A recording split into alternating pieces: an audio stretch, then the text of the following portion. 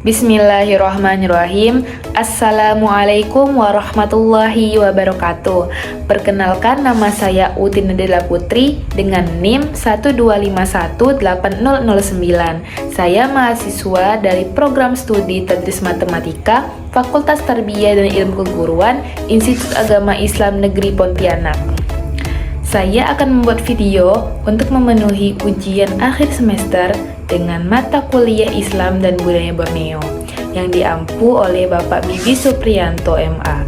Pada video kali ini, saya akan membahas salah satu permainan tradisional di Borneo, yaitu congklak. Congklak bukan hanya sekedar permainan, malahan congklak ini menyimpan banyak cerita dan nilai budaya yang luar biasa. Beberapa cerita mengatakan congklak diperkenalkan ke Asia Tenggara oleh pedagang India atau Arab sekitar abad ke-15. Melalui jalur perdagangan yang menghubungkan kawasan Nusantara dengan negara lain, permainan ini akhirnya sampai ke Borneo. Di sini, congklak tidak hanya diterima sebagai hiburan, tapi juga diwariskan dari satu generasi ke generasi berikutnya.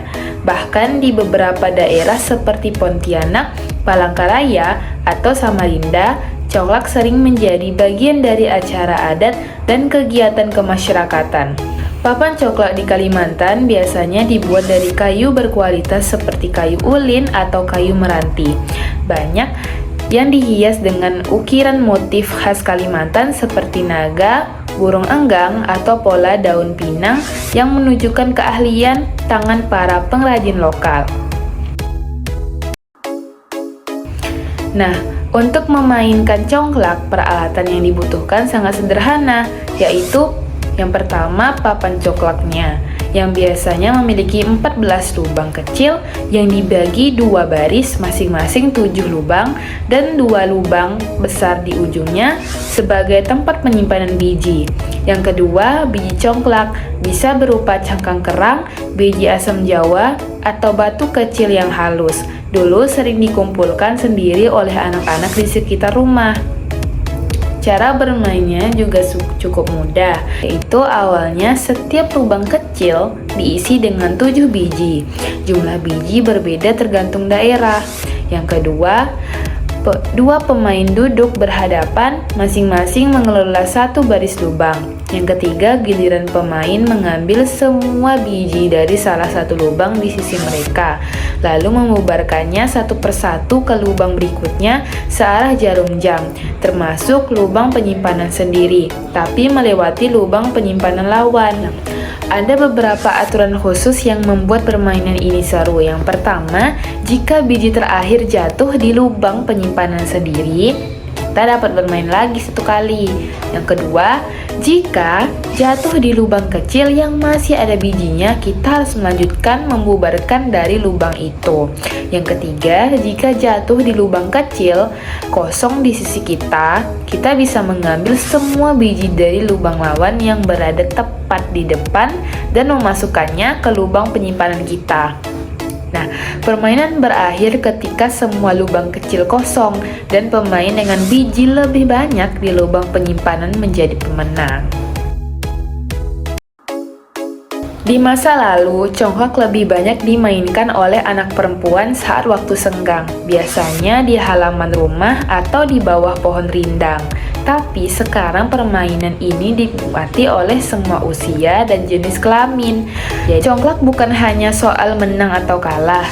Di baliknya ada nilai-nilai penting seperti kejujuran, kesabaran, dan kerjasama. Banyak keluarga di Borneo menggunakan congklak sebagai cara untuk berkomunikasi dan mempererat hubungan antar generasi. Contohnya kakek nenek yang mengajarkan cara bermain kepada cucunya sambil bercerita tentang masa lalu mereka. Sampai saat ini, congklak itu sering muncul sebagai atraksi atau perlombaan dalam acara budaya lokal, seperti hari jadi kota atau festival tradisional.